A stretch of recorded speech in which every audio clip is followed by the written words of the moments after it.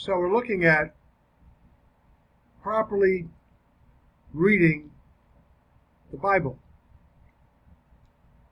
One of the things we must do is arrive at a translation in 21st century English of a passage, a chapter of the Bible which best reflects the original reading, the original text, by following the normative rules of language, context, and logic. So, all of you who insist on a King James Version or the Tyndale Bible or something else, if you're very, very familiar with Old English, all well and good. I haven't run into anybody that was that familiar, because the archaic words have different meanings, and some of the old versions of the Bible, the translations from the original language, didn't have a lot of resources. King James was missing in first the epistles of John and then a book of the Revelation, and also they included something in Mark that doesn't belong there. So try to arrive at a 21st century English rendering, but you compare it, get some resources, the Greek and the Hebrew. So first thing you do, 1, compare a passage, a chapter of the Bible, in the interlinear Bible of the original language. They're available now. You can get them online as well, including those verses with variant problems, which you have already resolved, with at least 7 versions, translations in English, 21st century. In order to select the version as modified by you, you're allowed to modify it, which best reflects the original text in 21st century English by following the normative rules of language, context, and logic. Now I give you your King James Version. It's an excellent Bible, but it has some additions and some words in it that are archaic. Maybe you won't know what those really mean. Make your own modifications in brackets to comply with those rules of interpretation. Each of the 7 versions you choose to use should have been translated largely in accordance with the normative rules, avoiding paraphrases, substituted words, and restructured sentences. Avoid restructuring sentences whenever linguistically possible in the English language. I love the NASB, and the New King James Version mirrors that. They're pretty close. Many versions are available online. Just check them out.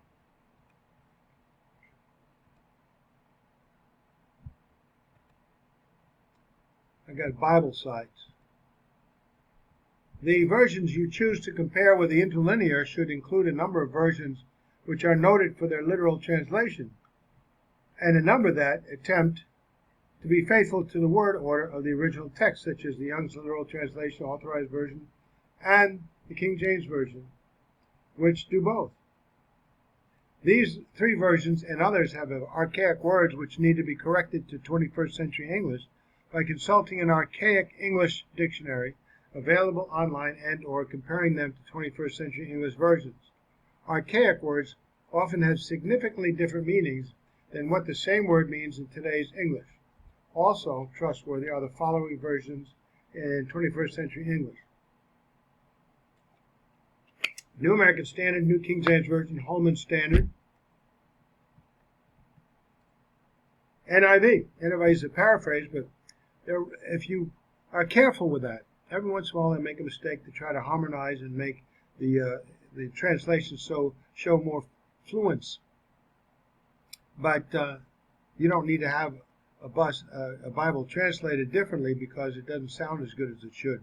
Occasionally the Septuagint, which Jesus and others quoted, that's the Greek Old Testament, might be needed since it is often quoted in the New Testament. It is available online in PDF format.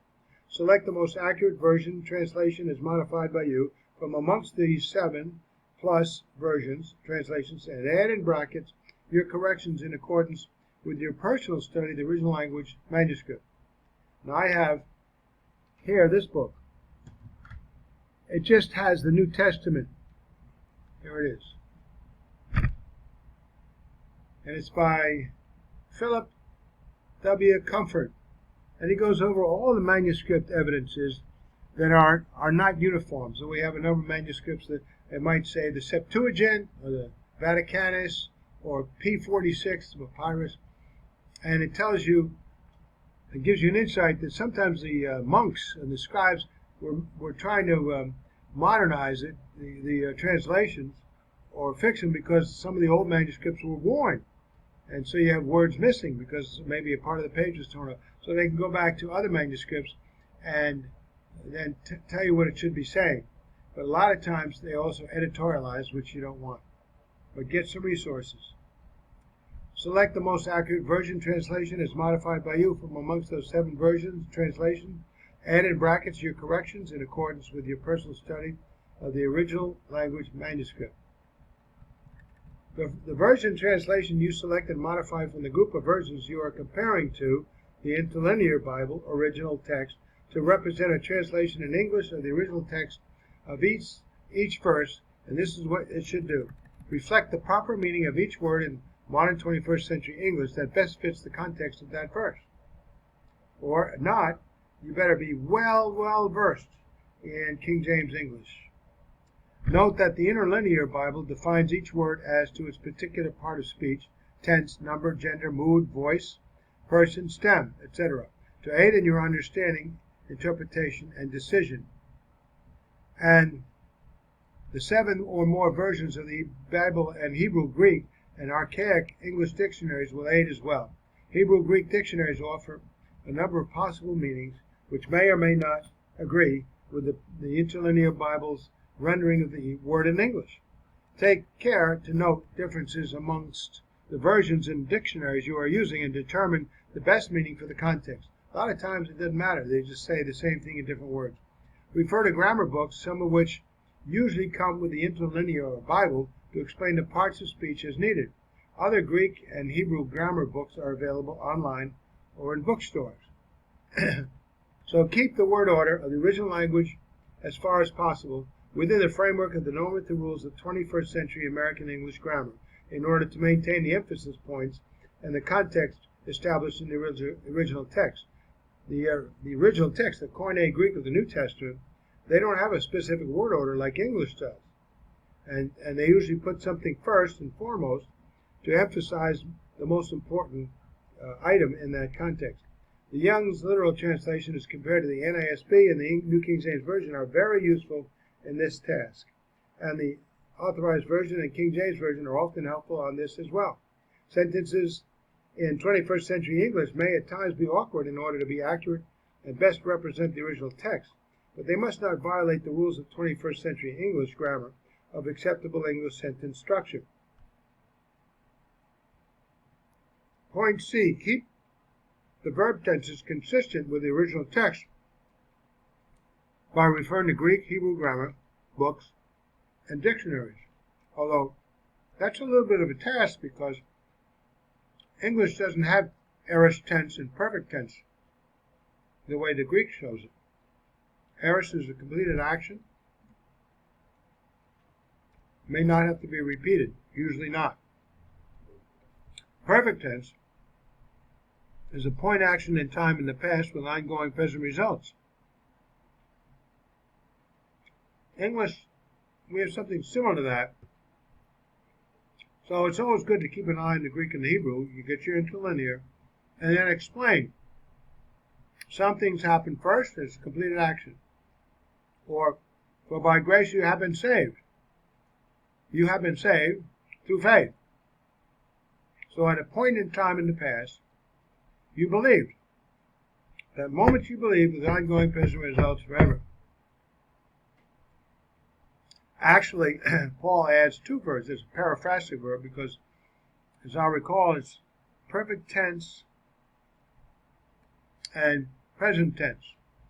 For by grace you have been saved, or for by grace you are saved, having been saved. 2 verbs. But the translations only translate their perfect tense. For by grace you have been saved. Minor difference, but some people have to say you can lose your salvation at a point in time if you turn your back on the Lord. But the perfect tense does not allow that. So keep the verb tenses consistent with the original text by referring to Greek, Hebrew grammar books and dictionaries, comparing these with the 7 or more versions in order to be faithful to the verb form of the original text. The Young's Literal Translation and other versions often attempt to be faithful to the original verb form. Compare what it says with the NASB and New King James Version, as well as other versions, until you arrive at a determination of the closest version of the 7+ versions to the original text within the normative rules of the English language, context, and logic. Refer to Greek and Hebrew dictionaries and grammar books when questions arise as to the proper translation of the verb tense of the original word. Note that it is better to have an awkward but accurate sentence than a smooth-sounding, inaccurate one. And D, have in brackets the changes you make to the translation in accordance with the normative rules in order to signify your particular interpretation.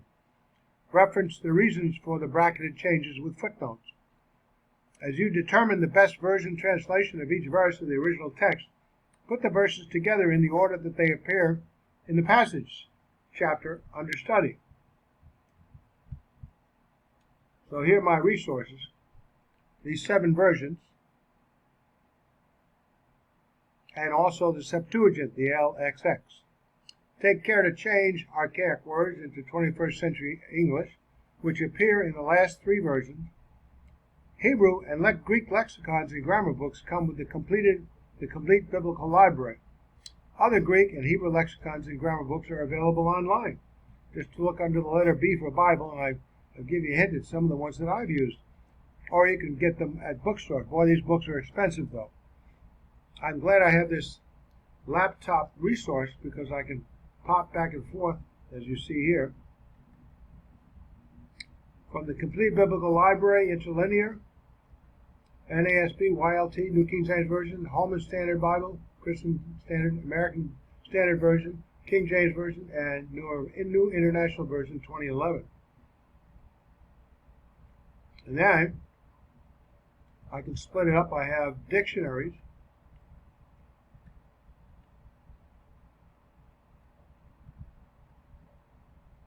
So I can get them all on one page. There you go. I have versions on the top that have commentaries, Bible Knowledge Company, expositors. Holman also has a nice New Testament commentary. Dictionaries and grammar books. And then the Complete Biblical Library again, because if I want to, so watch what I do. I want to compare the two. Here's the New American Standard, or King James Version, if you will. For God sent His Son into the world to condemn the world, but the world through Him might be saved. And here is John 3:17 in the interlinear. Not for sent, the God, we don't use a definite article, God is God, the Son, His Son. Now there's some discrepancy, say His Son, but we know it was His Son, into the world, that He might judge the world, but that, not that He might judge the world, but that He might be, some would be saved, the world through Him. Now you have to figure those words out, the word order, and so on and so forth. These are the translations. See, aorist tense, completed action. So, that's why we have these resources and more. Make sure that the lexicons are not limited to Strong's meanings only, because then they just translate it and then they give you the word meaning. But sometimes they're wrong, and the King James Version is wrong. It's used the wrong word. All available meanings should be listed in the dictionaries in order to allow you to match the best available meaning. Match the best available meaning with the context at hand to make up your own mind. Versions are not perfect. Now, arrive at your own personal commentary of the passage by following the normative rules of language, context, and logic. One verse at a time, grouped together in accordance with the verse order, then topics, and then subtopics. So make careful observations, following the order of the verses, grouping the verses together according to verse order, followed by topics and subtopics, so as to keep your observations organized. Now, Bible Knowledge Commentary and Expositors does this. They might cover 2 verses, or 3 or 4 or 10, depending upon how the context might change. Using outline formats such as I use here in my website, Roman numbers, capital letters in English, and then the numbers, and then lowercase a, and then italicized I.